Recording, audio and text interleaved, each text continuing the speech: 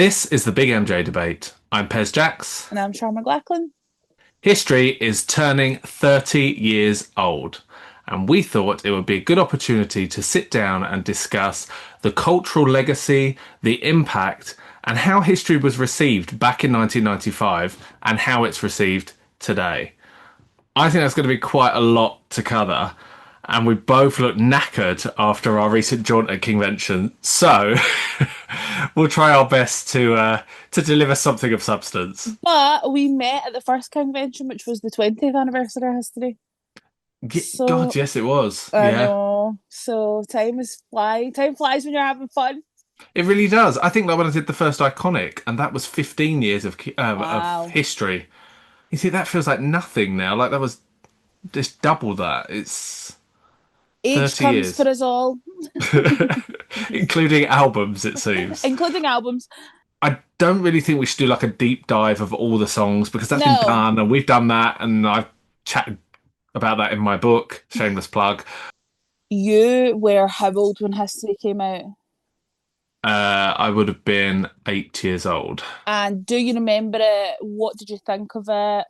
Yeah, I do actually. I remember it coming out, and I remember my mum bought 4 copies on cassette because we listened to Love music in the car. Arkell.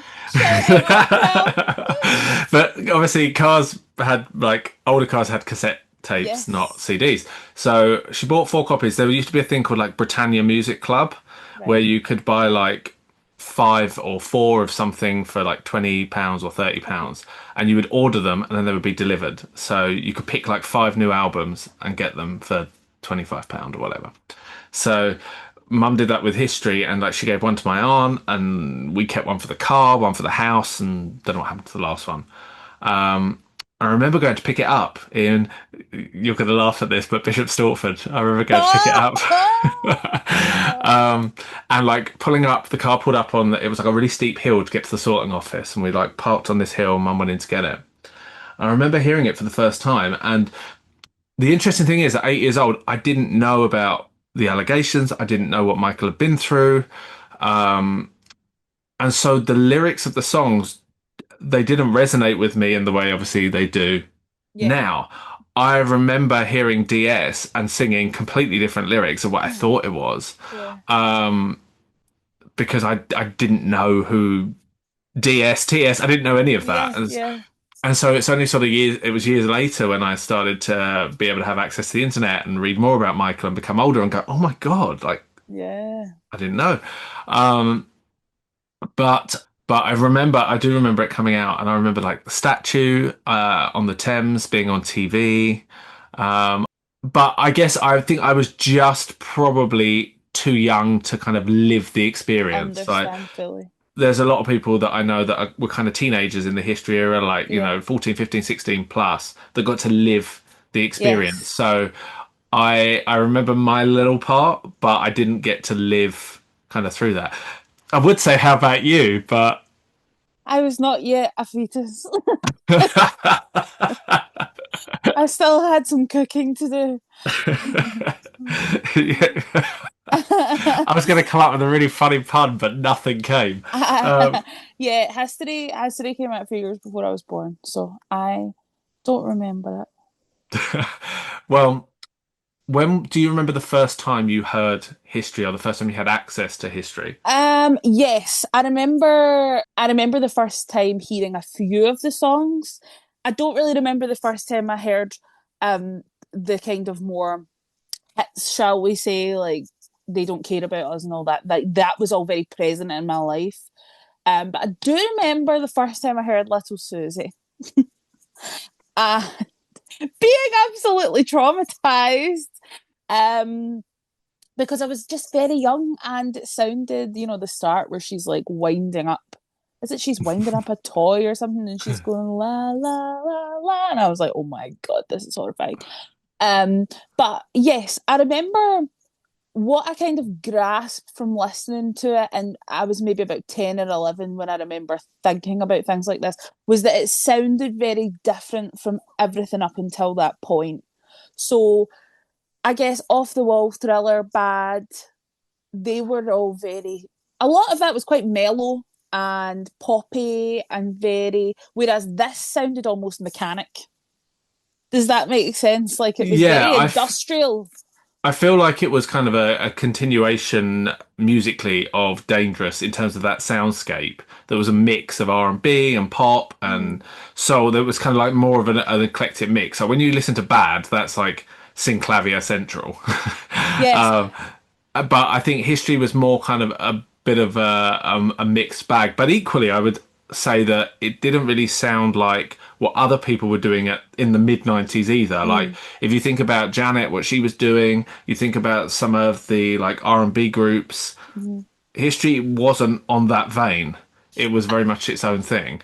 I think, to be honest, and I know this might sound silly because lyrically, I think Dangerous is so amazing. Pez and I talk about this quite often about when you first hear a song, what do you tune into? Some people tune into the beat, or other people tune into the lyrics, and I'm very much a lyric person. And while I think Dangerous lyrically is so amazing and beautiful, History's lyrics to me are on a new level. And I feel that I actually focus more on the lyricism of history as I do opposed to the music. Does that make sense? Yes, I understand that. I think that for me it's a mixed bag. I think Mhm. lyrically he spoke about topics he'd never spoken about Yeah. and he delivered it in a way that was completely different. I Yeah. think what was quite nice is that Michael had a kind of tried and tested formula before History of like, here's my love song. This is what it sounds Hmm. like. This is Hmm. how it's delivered. It's very much, he had that whole like, I'm chasing the girl concept, which we exhausted. Yeah. I must say, Oh. Michael, you exhausted it.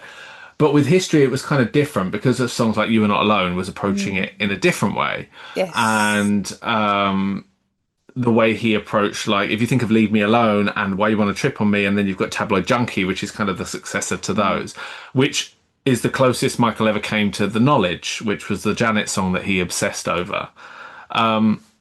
So it felt, everything felt different for him. And to kind of go at it in the way that he did, and I say go at it as a choice phrase, because he did just go at it. It's like I'm Yeah. just gonna fucking hit this out the park Yeah. in terms of how I want to deliver it. It's not gonna be, I'm not gonna censor myself. I'm not gonna kind of make it Hmm. commercially friendly and friendly for all audiences. Yeah. Yeah. Yeah. I am going to put it out the way I want to put it out. And if you don't like it, I really don't care. I think it felt different because it was different. It was defiant. Thinking about at this point in time, Michael had been ripped apart by the press just very recently before this. He was accused publicly, humiliated on a global scale, and he responded through art instead of retreating, which would have been the easy thing to do. And I feel like, he was called paranoid by critics.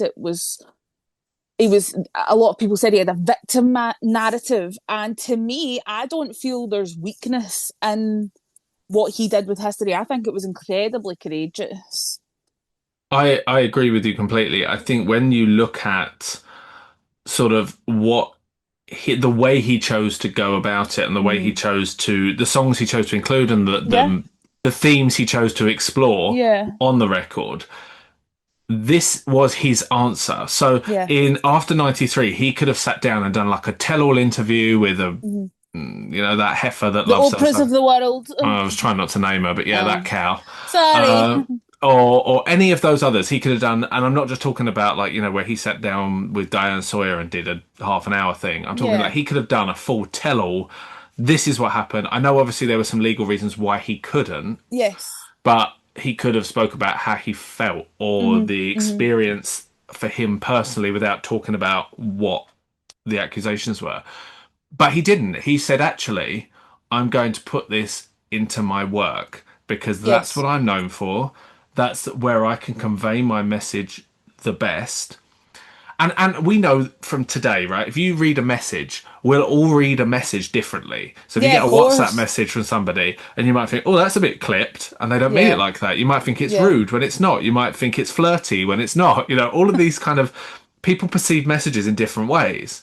So by putting it out as a song, yes, people can still perceive it in different ways, but it's still very like, with Scream, no one's going to sit there and say, well, he was very relaxed about the Yeah. situation. Because the music and the lyrics don't allow Yeah, you they to feel don't. that way. You can't Yeah. interpret that any other way. No, completely, completely. But do you think, and just because we're talking about Scream, I would like to ask you this.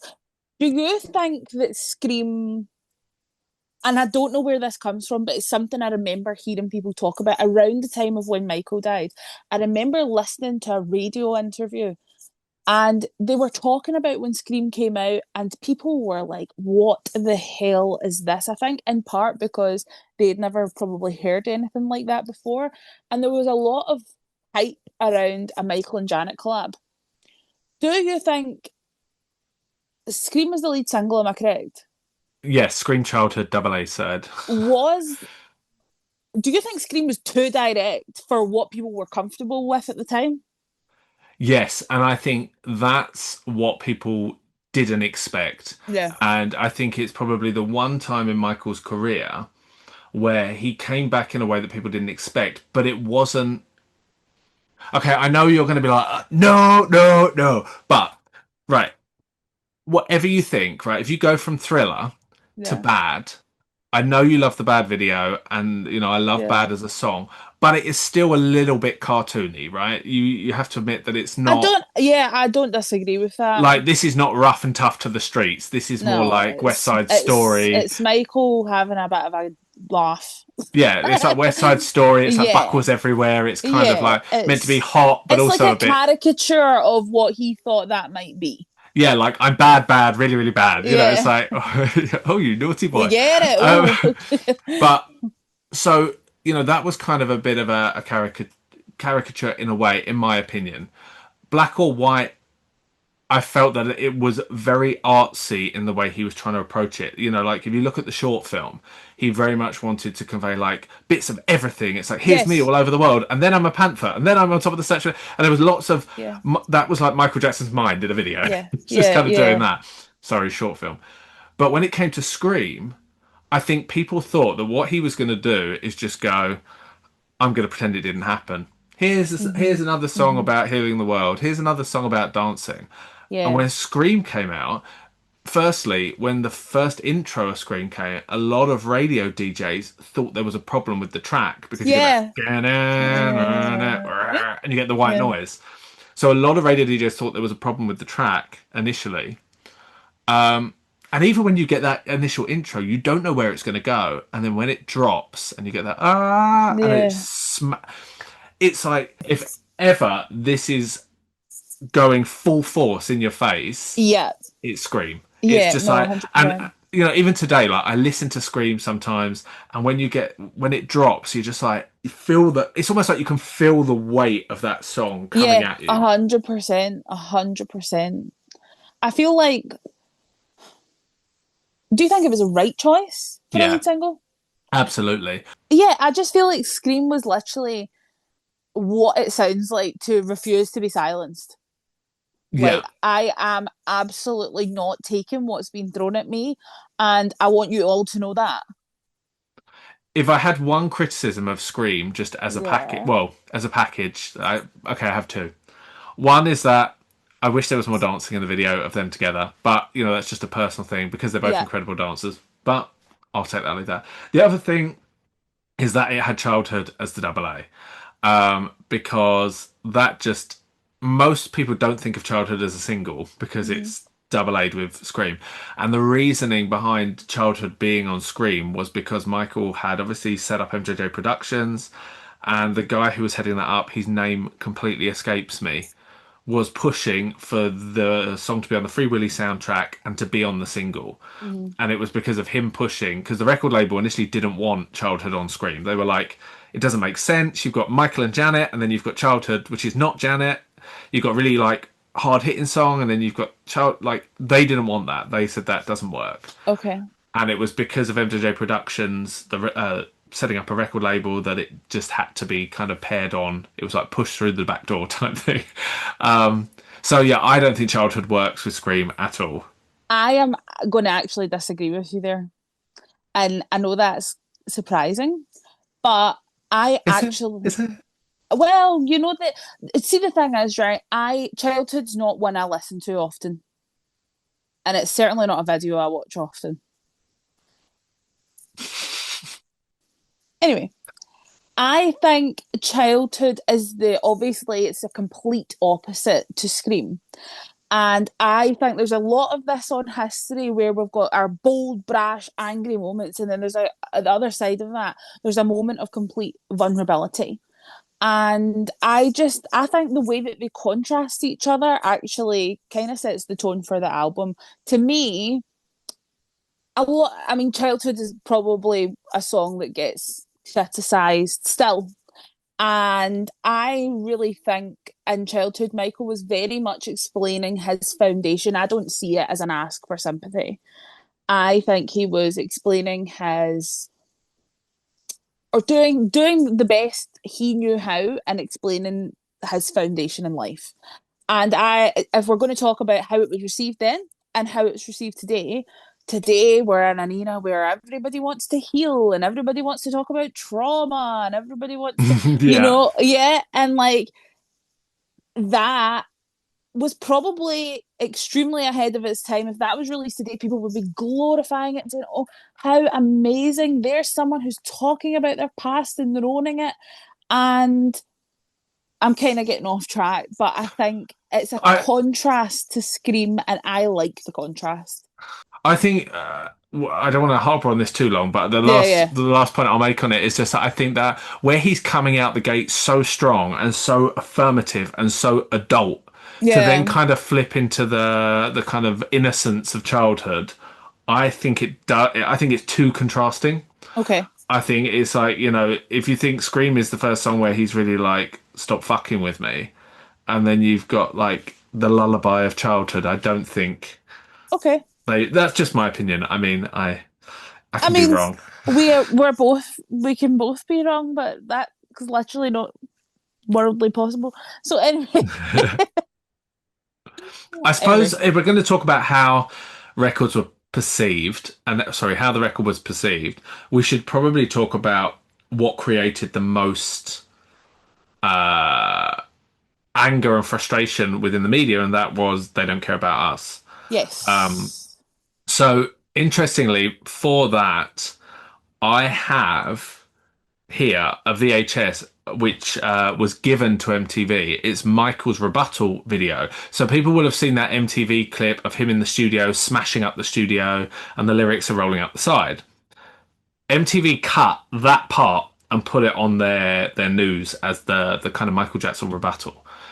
But Michael actually made like a 2 minute mini documentary with a guy talking about, you know, what they're doing, why they're doing it, what Michael thinks. yeah, It's very I would say it's very scripted. I can understand why okay. MTV probably didn't play it. You know, the guy's going, "This is ridiculous that we have to do this. Michael loves all races." And then right at the end he goes, "Because he's simply the king of pop." The thing with They Don't Care is it's not just a song about Michael. This song is about empowerment for everyone, and it's it's a complete example of using your platform to amplify an injustice. And that's exactly what he did with it. The way it was received at the time, again, was the world ready for it? No, Absolutely not. no, it was overshadowed obviously Yeah, by the lyrics yeah. or the way the lyrics were perceived. Um, for me, I think They Don't Care is probably one of his greatest works. Me too. And the reason I say that is because what it did, They Don't Care, is so symbolic because it entered Michael into a small group of artists who will speak out on the political system and on Yeah. society to the detriment of their career, or to Yes. the, I should say, to the potential detriment of their career. And so few artists are willing to risk their success to make a statement. You know, Hmm. people like Bob Marley, Bob Dylan, and Michael as one of them, they spoke out. And I think that's a bold move to make. And when you look at the legacy of They Don't Care in particular, I Hmm. think the legacy of They Don't Care, even above Earth Song, I would say, is stronger than Yeah. anything on that album. I would Yeah. say They Don't Care stands out. Like when you think of the Black Lives Matter protests and people were playing They Don't Care. Yeah.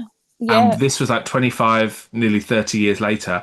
That song was becoming people's protest anthem. That's what he wanted it to be. Absolutely. Absolutely. And I I just wish, I've said this numerous times, but I wish he was here to see how people now perceive that song Hmm. and how they use that song to empower themselves and to give themselves a voice and to speak out and find the right words through that song. Yeah, I mean the way that especially in the past five or so years, um, they don't care about us has become appreciated in a way I would probably say I never really saw it get before.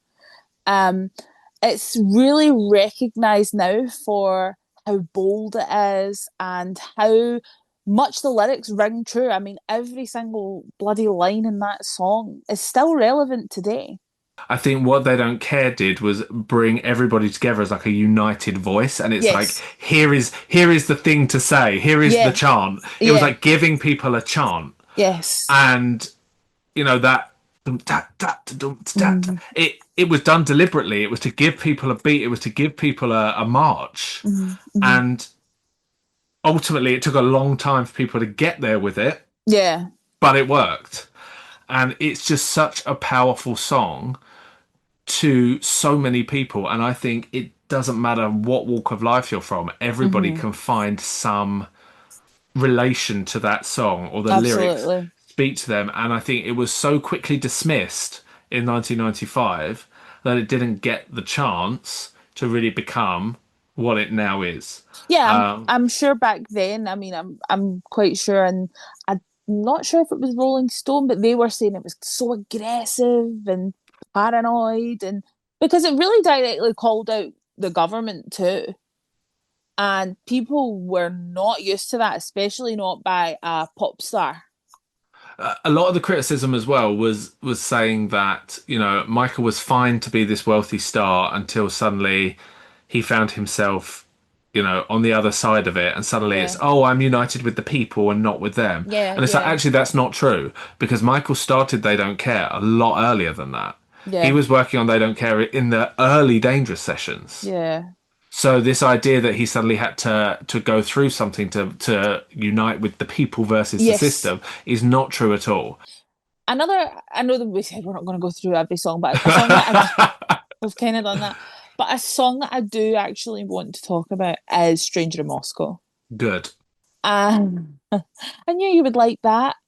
Um, but the reason I want to talk about it is again, I think it's relevant to today in a way that it certainly wasn't received back then.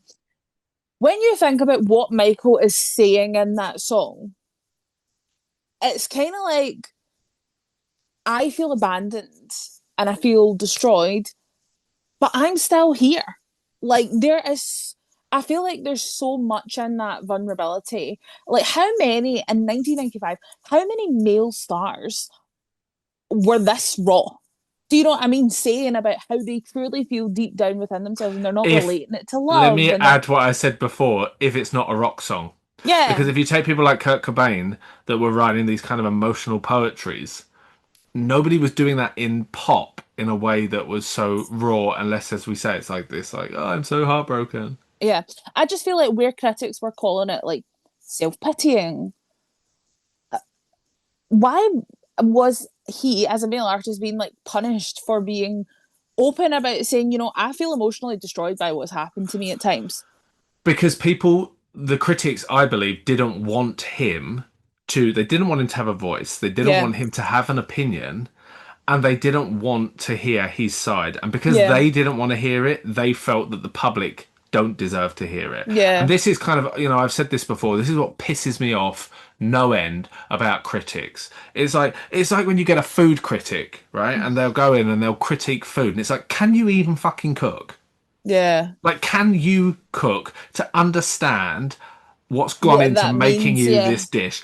Yes, you shovel food in your mouth, and I'm not trying to belittle anybody that's a food critic, but it annoys me. suddenly all the comments are food critics. I've said this, I've used this reference before many times, but I remember reading, and stick with me on this. Jennifer Saunders wrote the Spice Girls musical, Right. right, several years back, like 5 or 6 years ago. And one of the mainstream newspapers sent a guy, their theatre critic, who typically reviews Shakespeare, to see the show. So he gave it 1 star and he trashed it.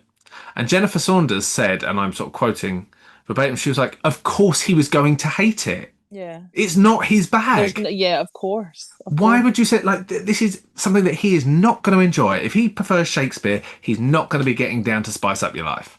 So so when it comes to Stranger in Moscow, my the line that always stands out the most to me in Stranger in Moscow is when he says, "Take my name and just let me be." Yeah. And the reason that line stands out to me so much is because that is basically him saying the Michael Jackson machine Hmm. is bigger than me now as a Yeah. person.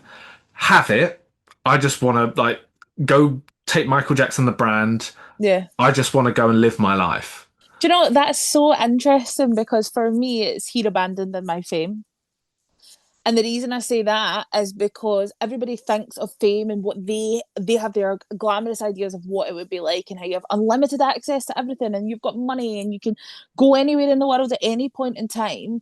And Michael tried to talk about this quite a lot, but the words abandoned in my fame, it's like I am alone. I don't have the life that everyone looks at me and thinks I do, and there's nothing I can do about it. But also, he can't walk away from it either. Yeah, So, yeah, you're kind of stuck with fame. yeah, And that's yeah, why, I mean, your line links very closely to my line that it's kind of like, I'm stuck here. yeah. I'd rather just you take Just it. Just yeah, take it and go. leave me. Yeah, And so lyrically, Stranger in Moscow is absolute perfection. yeah. It's metaphoric perfection, and the way he chooses to emote is like nothing else in his catalogue. Nothing I at all. just that is why I only have praise for it as such deep vulnerability because I think it must have been probably terrifying to actually be so honest and open about it. But in a Yeah. way that, if I'm honest, I mean, obviously, I never met Michael, I never sat in a room with him, but I always find that Michael is so much better at expressing himself through songs than he ever was speaking in interviews. I think Macaulay Culkin said that as well, didn't he? He was Well, like, my, did he? Great, yeah. agree, Mac. But but he probably said things in that which he maybe never said out loud in conversation ever.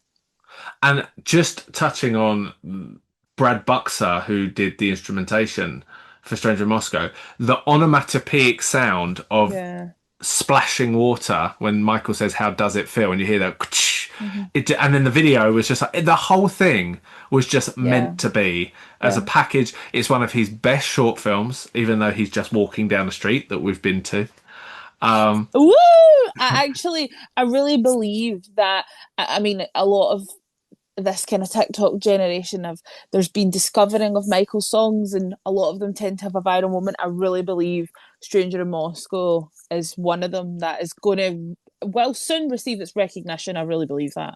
And it's one of Michael's biggest dance hits, ironically. The The remixes, remix. yeah, have are one of his biggest and most successful dance hits. I know, which is Uh, crazy because that's like blasphemy to me. I'm not a lover of any Stranger in Moscow remix. And no, the me neither. And I think it detracts from yeah, what the I'm song's like the about. message is too important to be mixing But and killing then, everything. but then, I've said this time and time again. When I go to a wedding, or I go to a party, or I go Oh, to a club, and they put Billie Jean on, and people are on the floor, and they're giving it something. It's like, has anyone actually stopped to listen to the lyrics of this? It's quite harrowing, and yet everyone's like, Billie Jean. You're like, guys, this I is know. not the party tune It, you think it is. it just proves if you've got a good wee beat, people will ignore anything you say. But yes, Stranger in Moscow, Yeah, just wow. incredible, incredible, incredible piece of art because that's what it is. It's Hmm. art. So we've kind of I know that we'll probably have to sit here at some point and discuss Earth Song as well.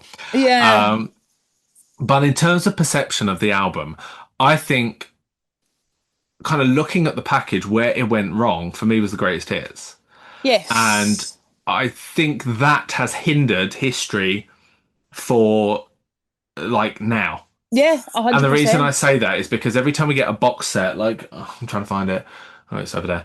The collection that we got in 2009, and it's like all the albums you got Off the Wall, Thriller, Yeah, Bad, Dangerous, Invincible, because they don't want to give us a greatest hits in an albums box of set. course, of course. Um, and so instead of just siphoning off disc two, which is what they should do, and I need them to do, Mm. they keep trying to go, oh, well, you got the greatest hits with it, and this is like problematic because how do we remarket a greatest hits but not a Yeah. greatest hits? And I get it. And a lot of the early promotion for the record was all about the greatest hits. Mm. Like if you look at some of the TV trailers, it was all about the greatest hits. And Which, and I know that I'm just going to sound like a broken record here, but for the age Michael was at the time to already be releasing a greatest hits is and crazy. sorry, but can I just say, right, controversial opinion here. They're not they're not his greatest hits. Disc one of history is not his greatest hits. Okay, so I have Okay, the this was the European re-release a few years back, which is kind of like a okay. book, which is quite nice. I Um, like. okay, so disc one, Billie Jean, greatest hit. It is a greatest hit. Nobody can Yeah. deny that. The Way You Make Me Feel, greatest hit. Yep. Black or White, greatest hit. Yes. Rock With You, greatest hit. Yes. She's Out of My Life, not a greatest hit. No, but do you know No, who would no. argue that it was a greatest hit? Unfortunately, Hey. people of our parents' age. They would Well, say that. well, Like they they can were shut there. up. They They can were shut up. there. They can just shut up. Oh, she's out of my life. Can I come down Can there? I come down No, there? leave it alone. Bad. Yes, I'd say that's the greatest hit. Or was it a big Yeah, hit? He kind of is known for bad, whether it's I love. Yeah, no, I'm happy to categorize it yeah. as I just can't stop loving you. Not a greatest hit. no, it's not. Sorry. Man in the Mirror. Yes. Yes. Thriller. Yes. Beat It. Yes. No. Girl Is Mine. No. No, no, No. no No. chance. No. Never in its life was it a greatest hit, It shouldn't unfortunately. have even been recorded, let alone be Love, a hit. love you, girl, but it ain't happening. Remember the Time, greatest hit, Yes, it yes. is. Don't Stop Till You Get Enough, greatest It hit. is. Yeah. Want to Be Starting Something, greatest hit. Is it? No. Crowd Um, Pleaser, but not greatest hit. Proud fucking tour opener or the hit of the bloody century. Tour opener, wanna be starting something. Here we go again. I feel like that's my personal beef with wanna be though. And Heal the World, I wouldn't call it a greatest hit. I wouldn't call it. I think it's an amazing song, but it's not a greatest hit of Michael's. But two songs that are missing off of that that should have been on there are Dirty Diana and Smooth Criminal. How is Smooth Yeah, Criminal not on disc one? Oh, I I feel know. like maybe this was I maybe just what. I Oh, just thought about it. So I think it's safe to say that disc one is not a full greatest hits. it's maybe Um, what like he wanted the greatest hits to and be. also to call it History Begins. No, I'm sorry, Michael. I'm sorry, it doesn't because you Yeah, had four albums prior to signing to Epic I Records. know. You Where had should a number one with ABC? Ben. You had Got to Be There. Why would ABC be on there? I That's Jackson's. oh, because I feel like if we're talking about history beginning, then come on. No, it's his story, not shared Which story. nah, I actually no, it's not their story. No, but Michael was the Jackson. Argue with the wall. Oh, that's going to go down like a fart in the A list. lead balloon, great. Oh fuck's sake, this is gonna heavy. It'd be heavy. Fucking scrap the whole thing. People are like, why don't we even bother with that channel anyway? Um, Literally. No, I but if we're saying history begins, I would have liked to we ABC. I'll be there on there. I mean, Jackie, Marlon, Tito. stop it. Okay. Okay, Anyway, so your so your beef with this two. You might as well touch on what your beef with this two is. okay. Can you read me out the track list in order? And I'll tell you where my issue lies. You should know this off by heart. I know it off by heart. I don't. Scream, They Don't Care, Stranger in Moscow, This Time Around, Earth Song, DS, Money, Come See, Together. this is a bit nuts. What? DS money come together. What's the issue? DS into money, I can see, right? I get the vision. Come together after money. Maybe it's like I bought the Beatles songs for a Yeah, lot if of you money. have money, look what you can do. No, I think Come Together is always everybody's bone of contention, isn't it? Because it was basically a demo that Bill Yeah, Bottrell and Michael recorded that was never kind of cleaned up. It ended up. It was meant to be on Days of Thunder in 1990. It was. Oh, sorry, no. It was meant to be like a Beatles animated series. Then it was. It didn't happen. thank God. Then it was meant to be in Days of Thunder with Tom Cruise. That's what started the argument between David Geffen and Walter Getnikoff, John Branca, Michael. There was a whole disagreement around that, and that kind of started the fall down of them of the working relationship when Michael fired everybody. Um, so it didn't end up on Days of Thunder. Then it kind of appeared in Moonwalker. It was the B side to Remember the Time, and then it ended up finding a home on History, which just didn't make sense. If anything, it should have been on disc one because it had already been out enough. When you know that there were songs like Blood on the Dance Floor, Sitting there, just sit, gathering dust. just chilling, just like, hey, It's hey, all anyone gonna right. remember me? You know, and even Dave Way said at Convention, like Blood on the Dance Floor, Michael made him play it 5 times. It was the No, I first song know. that he was like, yes, love it, love it, love it. That, and then you went for Come Together. I'm like, I mean, right, here's my thing, guys, before anybody actually says this. I love Come Together. It is out of place on that track list, unfortunately. And if you don't agree, I don't care. no, I I, agree. Superfly Sister, no, I love Superfly Sister, but it wouldn't have worked on History. It I just love wouldn't. Superfly Sister, but yes, If you were working on Morphine, that could have gone on there. Like, there's so many songs that would have been better placed than Come Together. do you know, see the thing is as well, I think obviously I've talked about how I love the contrast of the history track list and how we've got anger and rage and we've got complete vulnerability at the same time. And I like that, but I just to me, Invincible has a very kind of cohesive track list. We've got our kind of no, What are you talking about? it What fucking are you it, talking about? it does. It does. No, I'm sorry. No, you're wrong. Oh, right, okay. Well, You, I you've don't care. You've got like, sorry, just quickly because I don't want to divert to Invincible, but you've got like the seven first songs are probably Yeah, like a really strong combination, but not like Unbreakable, Heartbreaker, Invincible, three big smashes yes, in a row. yes, No, yes. no, the flow is off, No, and then it's I kind of love that. no, it's too much the same. No, that's why I like it. I Don't you threaten me with a finger. now wait a minute. What were we discussing? The track list, and you were berating me because I said Oh yeah, because you said Invincible has a perfect flow, which just and it doesn't. So does, and it does. well, it doesn't. But Unfortunately, let's just yeah, no, when we let's not come actually agree to disagree because No, I you when we come to the Invincible episode, we'll throw it out. yeah, I love the Invincible track list. I love that we have the same sounds at the same time. That's cohesive to me. If it's not cohesive to you, then I don't know. Take it up with Pez.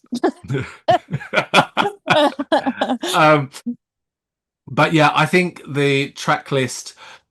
What Michael did really well with Dangerous was the way it ebbs and flows, and you don't know where to Yes, place your emotion, and everything. exactly. The flow of Dangerous really shifts, and the balance works. With History, he tried to do the same, and the balance kind of sways a bit off Yeah, because you've got that kind of like those big hitters at the beginning, and then it kind of slows down a bit, and then it strips back a bit, and then you kind of come back in with things like Too Bad, which sound more. I love Too Bad. Love Too Bad is one of my favourite Michael songs, me too. but it sounds more dated than things that are earlier in the record. And I also think like after I love Too Bad, right? But Ghosts and Too Bad are always going to be hand in hand with me. And I feel like listening to Too Bad on that album, you'd just think, where have we ended up? Because until there was a visual, I feel like people were probably thinking, what the hell? I think Come Together is the breaking point because it it kind of doesn't fit in terms of the story he's telling. Yeah, So yeah, if you yeah, think yeah. of like Scream, They Don't Care, Stranger in Moscow, This Time Around, Earth Song, DS, Money, they're all telling a story of some sort. You know, Earth Song is obviously talking Yeah. about something different, but all the others are talking about something very specific. Then you've got Come Together. And people are like, I remember this from Moonwalker. Yeah, and then you kind of go into You Are Not Alone and Childhood, which are kind of on that same more somber note. Yes. Then we're going back to like the kind of anger with Tabloid Junkie and Too Bad, and then we go completely different direction with History, and then Little Susie and Smile kind of round us off with a sad finish. So I think it kind of loses the balance after Come Together because it's just kind Yeah. of The flow has kind of gone after how speaking they. of. Oh, Go on. you know, I feel like you're gonna say something better. I was just going to say, what is your opinion of the song History? I am if History by Tony Moran remix has no fans, I am dead. I love Tony Moran's history lesson. That is literally that's history to me. History on its own doesn't really get a listen from me, unfortunately. I only really listen to the So remix. that was a kind of nice swerve because I do agree with you. But what do you think of the album track History? Right, okay, so what are you asking me what do I think of Well, this?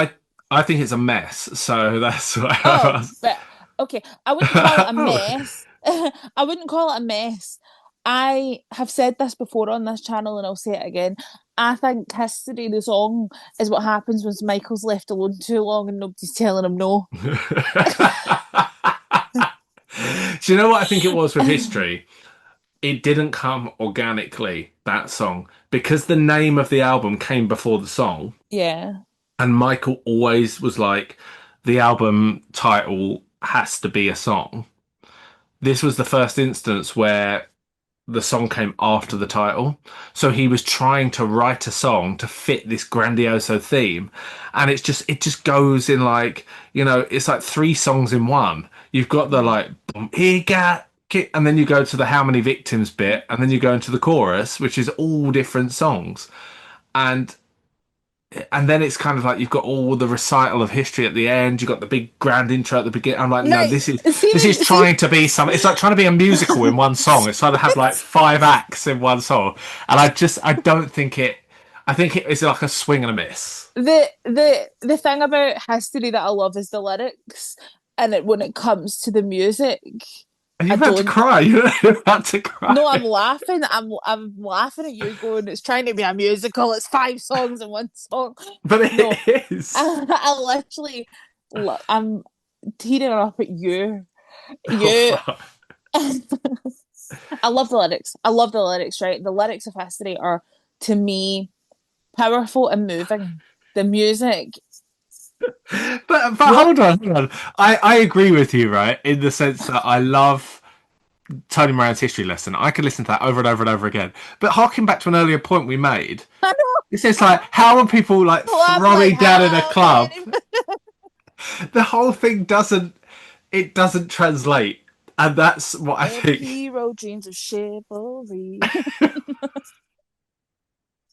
But But it's just yeah. This is why statement of history is swing and a miss. yes, so the that's why can I not It talk? had 192 tracks when it was recorded, like, and I'm like, they had to And we sync. had to go with that. I feel like Michael liked capital HIS history and thought, I'm not calling this anything else, so it has to be this. Who cares about the song? That's honestly what I think he did with that. I don't rate it. I just think it's just trying to be. This is the first time where Michael loved to say, "Get out of the way of the music," but the He was Like on the way. he was in the way. He was trying to write. He even said it himself. If I sit down and I say I want to write the greatest song I've ever written, nothing happens. Yeah. That's what happened. If I sat here and played some chords, whatever, and say I'm going to write the best song I've ever written, nothing happens. Artists seem to get in the way of the music. Get out of the way of the music. You know, don't write the music. Let the music write itself. Let's talk about the legacy of the album. So we are 30 years on from its release. What do you think its legacy is today? Where do you think it stands in people's memories as fans and non-fans? And what do you think its future might be? I definitely think I'm quite confident it was Michael's most kind of defiant era. I would say that now this is literally talking from my mum who I learned Michael from, and she was obviously lived through Michael's whole career. And she kind of points at it as a time where casual fans were kind of alienated at this point, and it seemed to be people who were, real true Michael Jackson fans who really got behind this album because it was so widely criticized and people just didn't get it. And I think we are probably 30 years later now only getting to a time where people are really kind of giving these songs their flowers and understanding what they mean. So, in terms of its legacy, I think the legacy of the album is actually still really being written. Yeah. I mean, in terms of what you said about the people that really got behind it, the fans that were active during that time, they did our community proud. Yeah, totally. And even to this day, acknowledging what they did with that record because they hyped history like nothing Yeah, else. yeah, And they were at every moment for that and they showed out for Michael when yeah, he needed the backing and he needed the visibility. And they were front and center of every tour, and they were at every because he went all over the world with it. They were in every location, and they treated him like the king of pop that he yeah, is. And yeah, so they showed up, and that is important. I think what I find interesting for me about history is that unintentionally it's such a grand piece and a grand package with a big statue on it and greatest hits yeah, stuck to it that is almost, and oh god, the way I'm going to say this is not a diss to anything after it, and it's not to say that I love anything less that comes after it, but it almost feels like a final chapter. And okay, what I mean when I say that is it's like it's the last album which was a proper album, because Bland the Dance Floor was like a hodgepodge of remixes and here's another song and chuck this one on. Didn't really have cohesion, wasn't really promoted all over the world, wasn't released properly. And Invincible was half baked because we got one and a half videos and the yeah, promotion was over and there was the Sony Sucks situation and whatnot. yeah. History was the last one where we got like proper singles, proper video, proper merchandise, a tour. So to kind of like, Almost, it's yeah, like the last one his heart was fully in. yes, exactly. And that's why, and that, I don't think that was his intention. Of course, I don't think that was his intention because obviously Invincible, he had high hopes for it. And I think we were all hoping that the next album that he did would have been amazing. Yeah. But History is the last album that he was fully committed to.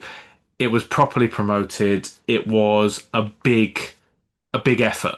Hmm. Where it kind of sits now in its time and its history, I think the fact that a lot of the songs are in MJ1 is a testament to that record. It's just a shame that the estate don't do more with history at the show Yeah, to kind of link the show to the record. I mean, they don't do that with any of the music, but particularly history because it has Tabloid Junkie, it has Too Bad, it has yeah, Smile, it has Scream, it has They Don't Care, it has Earth Song, it has Stranger in Moscow, and they don't like the statue should be. I know we used to have the statue in the main lobby at Mandalay Bay, but it should be in the bar. yeah, And yeah. you should have the history sky. You should be able to buy the album in the bloody shop. So I don't think it follows through. The translation is not there to support it. Mm. I don't think the estate do a good job, obviously, of making sure history is considered a part of his discography. Sony have been notoriously bad at that, and the estate Yeah, have kind of carried that on. That it's always kind of the orphan child; it's always left out. yeah, yeah. Um, I think it needs its moment. Do I think it will get its moment correctly? Probably not. No, Because if Thriller 40 was anything to go by, there's a demonstration there that the people now making the decisions for album releases don't know what they're doing no, and will no make clue. a mess of it. If anybody ever wants to look at that PowerPoint created insert for Thriller 40 vinyl, which is probably one of the worst things I've ever seen in a Michael Jackson album, that is a taster of what we could get, and that's his biggest selling album of all time. Yeah, That's the yeah. biggest selling album of all time, and that's what they did with it. I'm not trusting you with this. We've You got will no wreck hope. this. We You have will no wreck hope. it. Do you know what? Uh, Actually, leave it alone. You're right. Don't do anything. yeah. Maybe don't do anything, but firstly, reissue the vinyl. Like, this is the Yes, thing with the 30th anniversary, it doesn't always have to be. I know some fans are going to disagree with me on this, I know what you're gonna say. but it doesn't always have to be unreleased songs and Yeah, like piling, because it's only worth putting unreleased songs on something if it's going to carry the weight of the success of the original. yeah. Thriller 40 was a prime example of why loading a disc full of unreleased songs is not a good idea, Hmm. because it ended up just being full of fillers and And people don't. offcuts. And people honestly, can you honestly say you go back and listen to Thriller 40 often? No, I listened to it the other week just because I was listening through the whole discography Yeah. ahead of convention, and yeah, I was just listening to it and I was like, "Ah, this is not thriller worthy." I'm not saying what No, he did it's in Thriller just 25 is, but it's not thriller worthy. And I just think if they did history, what are they going to do? Add a third disc? Like, how would you? yeah, Because of the greatest hits, again, it creates this kind of weird dynamic where, like, if you add a disc of unreleased stuff, the past, present, future thing doesn't work because no, you've got the past, you've got what was the present, and then the demos or offcuts of history wouldn't be the future. It would be the outtakes of disc two, but what about disc one? yeah. So it would be a very confusing package to redo, I think. Yeah. And I often think that an anniversary doesn't always have to come with a reissue, especially not if it's done well. I just wish that there was a smidgen of effort to I think commemorate anything. I think if they took the original record and perhaps enhanced it in a way that, so like, you can get those kind of, is it called like Lecula, where you turn it and it's 3D, like some people are Yes. doing that with their album covers now. Like, imagine if you could do that with a history statue and it looked Hmm. 3D. There are still things you can do to it to make it something exciting and new Special. Yeah. whilst not wrecking the original. The sad Yeah. thing is, I do think I would like something like that, but I think the majority of fans be like, is that it? Where's the unreleased stuff? I think unfortunately now people don't value having things to collect probably as much. People want it's it's You say as I was sat in it's front of all this. it's all very digital and it's just the way things are now. Like it's all very digital, and I think you're right. I think people would be like, "We want unreleased. Where is it?" And it's all about unreleased now. Whereas Yeah. it's just not I happening. would sooner they said to us, and again, this comes with transparency, doesn't it? Which they were quite happy to be very vocal about the bloody biopic, but not history. I would sooner they say, look, we are not going to try and reinvent the history package Yeah, because yeah. Michael put a lot of work into it. What we are going to do is we're going to give you an enhanced version of the album cover. We're going to give you all the short films in 4K. Mhm. And we're gonna maybe put the remixes on Spotify that were on all of the singles or something like that. Like, And there it and is. It's as easy as that, guys. There's your idea. I mean, but then we know it's half baked. 'Cause if you look at History 25, I where it know. was like, we're going to do the capsules collection, and they got as far as You Were Not Alone, the second single, and then gave up. We got no, we got no, They Don't Care. We got no Stranger in Moscow. We got no Earth Song because after two they were exhausted and were They like, just ugh. CBA. And it's like, and it wasn't because it wasn't a good idea. It's because the execution was shite. Yeah. And I um, don't know. It's hard because I feel like it's wrong for things not to be commemorated, but equally when it's done poorly, I'm like, you just shouldn't have touched it. I think there's just pockets within history that get lost otherwise, and that's concerning. Yeah. If you take songs like Earth Song, and they don't care. They don't care. It's Mm. kind of found its own voice, if that makes, like we Yes. said earlier, it's Yes. found its own way out. Hmm. Whereas Earthsong, I feel, is still very much trapped, and it's kind of like when we talk about global warming and we talk about climate change, and it is such a huge topic. Earthsong is not getting. The only time Earthsong gets sort of pops up a bit is when someone's in a storm. Have you noticed that? And there's like Yeah. people are like And standing they're in the outside. trees. Yeah, Yeah. and it's almost like it's a haha moment and not a this needs to be taken They're, seriously. yeah. That being said, though, I can see it having its day, just not yet. When, Shah, when? Well, unfortunately, I never saw. Well, do you know what? It's probably just as well. I never saw half these songs getting their moment coming because you know what? I never saw having its moment, and it certainly has been. You're a vegetable. You're a vegetable. TikTok will take anything and make it viral. It So will, who but knows? that said, I want Earthsong to be viral for the right reasons. Me too. I want it to be recognized for what it's never really been, which is an amazing anthem that speaks to a global issue. But It's interesting because 30 years on, history is so socially and culturally relevant now. yeah, It's like when we've already it's like spoke about. nothing has changed. It literally is like nothing has changed, really. It's like nothing has changed, but also that Michael was so ahead of his time. Yeah, Doing a 100%. song like Earth Song and how relevant it is now. It's like he was Yeah, talking about this 30 years ago, I and know. it's only now we're like, we've got to make a more conscious effort, guys. No, I know what you're saying. I know what you're saying. I think Earth Song is it's it's among fans, it's certainly recognised as a really, really powerful song, but by the general public, it feels like it's lost in all of the rest of Michael's Yes, songs. I can quite happily not have Little Susie having a Yeah, renaissance. I'm fine with that. I'm totally, I'm totally good fine with at that. that. I think Earth Song is another one where, let's be honest, I think you have to be in the mood for it. Yes, And I. Earth Song, for like personal reasons, is one I don't really listen to that often. Um, because it gets me very emotional. And to be honest, like when it comes on at convention, you won't find me in the room.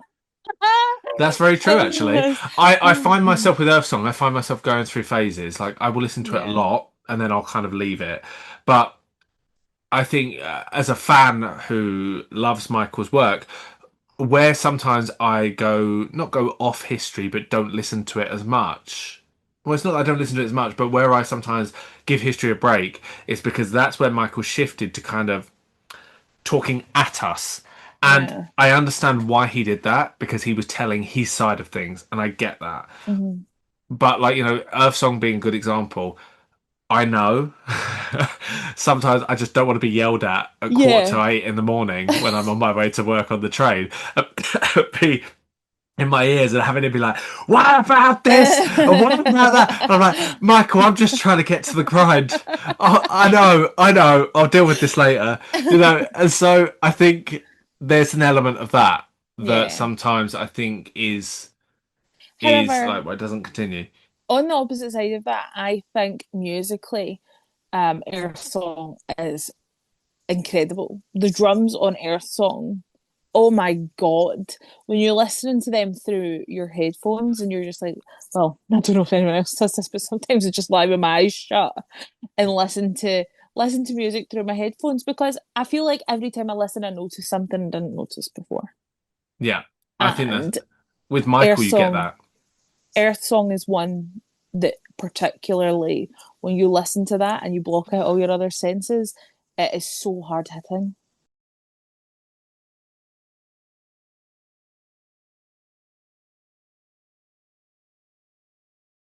I think we should. One of the things I found interesting about I was mentioning before about the social and cultural relevance of the album today. Yeah. One of the areas I think it's worth touching on is the gunshot at the end of DS.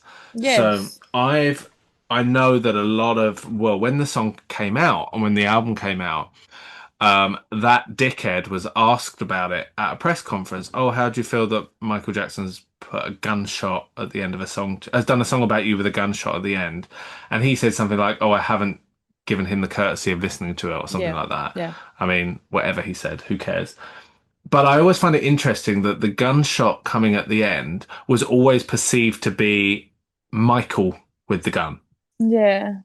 And knowing what we know about police brutality in certain situations and gun violence, I feel that when I hear it, to me, I think it's Michael saying that he is at risk of Hmm. this guy with a gun, not the other way around. The fact the Yes. song ends with a gunshot and Michael is saying this guy's after me, Yeah. and it ends with a gunshot. I think that's my perception of it anyway. I don't see it that it's like Michael shooting off at him. I see it as the other way around. I also never saw it as Michael shooting off, but I did just see it as, and that's the end of things. I don't know. I don't know. I never perceived it as like, and Michael shoots at the end. I just thought, like, that's very final, isn't it? Gunshots was extremely final, and he said all he had to say, and that was the end of it. But I guess what you're saying is you kind of perceived it as Michael said everything he had to say, but in the end, he was, I don't know.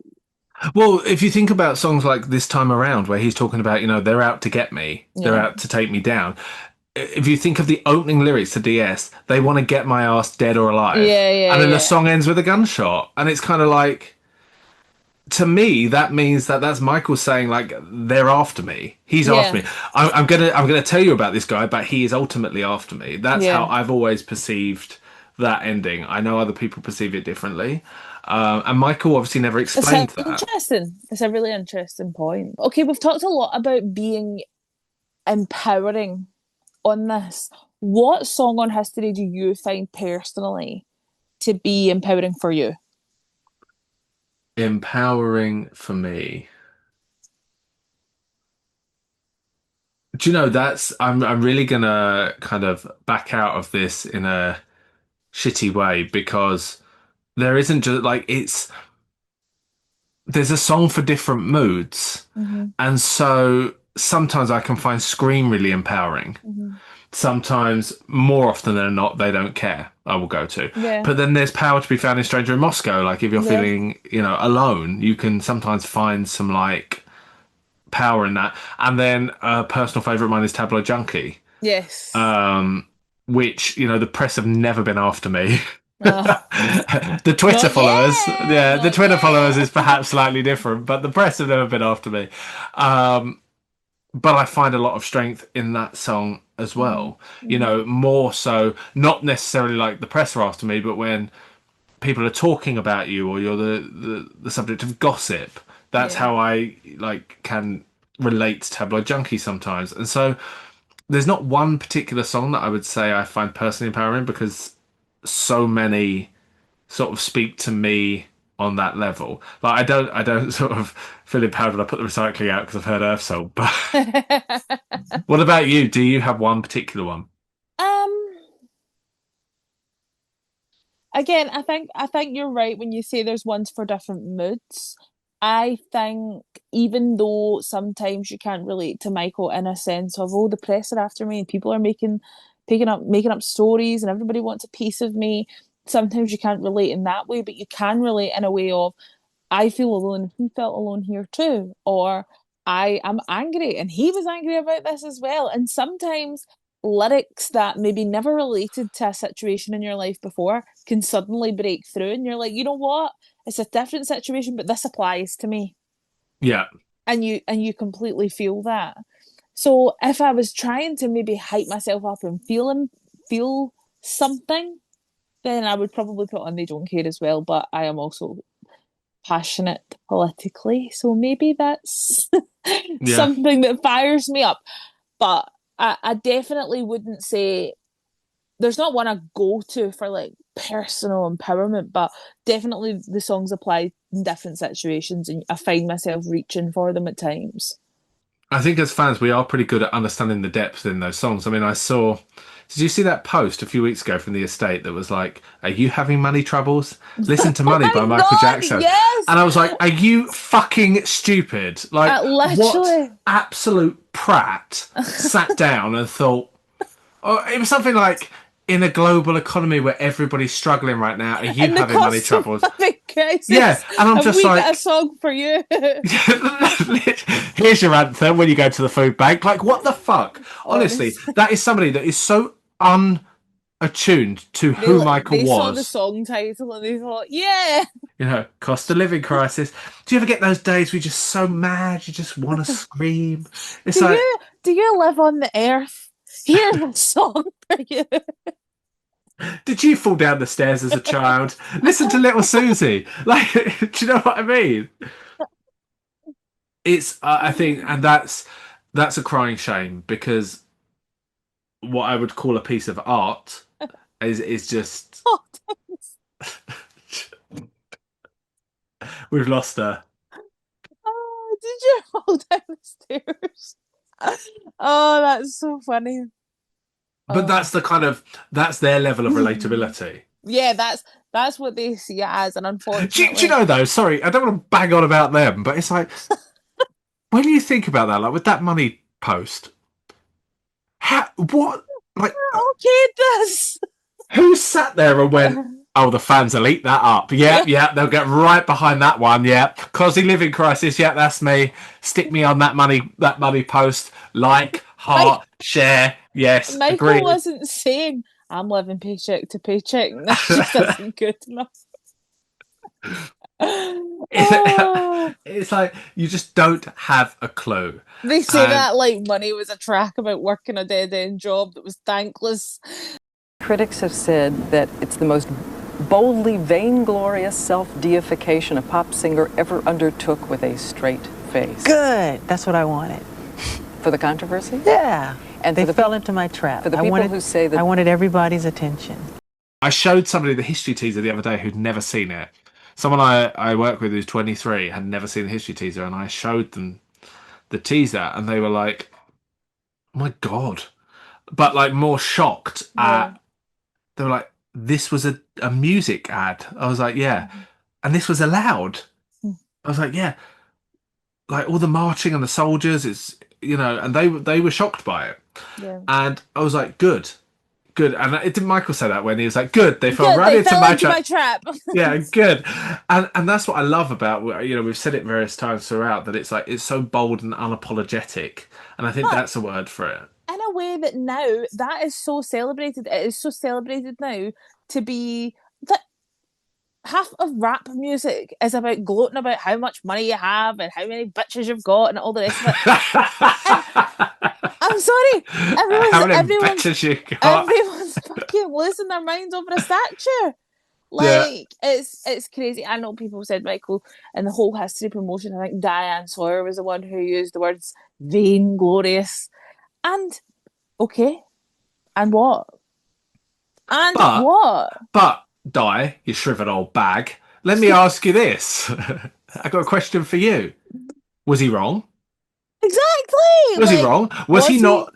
Is Thriller not the biggest selling album on the planet? Yeah. Did Was he not he? have the biggest selling tours at the time on the Gosh, planet? yeah. Did he not have one of the biggest careers? Did he not start from early age and just have a huge trajectory? Was But he not celebrated the world over? Did people not cry when they saw him? So this was he is wrong? No, no, he I know, but wasn't. he when he acknowledges that he's the problem. This is why I love threatened because I love when Michael's in his I'm the shit mood. You should be threatened by me. Yeah, you should. Yeah, you should. Everyone should be Yeah. scared.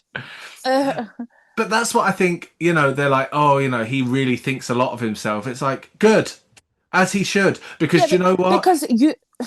Sorry, go on. Fucking annoyed now. I know, I'm getting Because pissed off. you all want him crying in a corner. You want to beat him down. You want him just to nothing. And when he's not that, you're pissed.